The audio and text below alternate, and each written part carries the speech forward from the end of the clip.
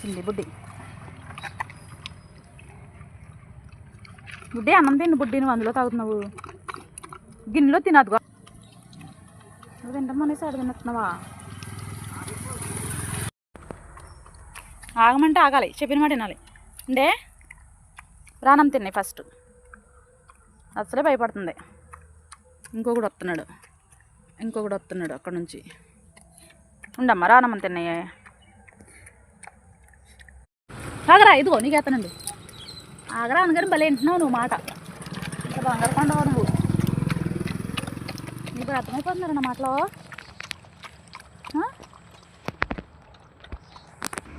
నేను తినవట్లేదే.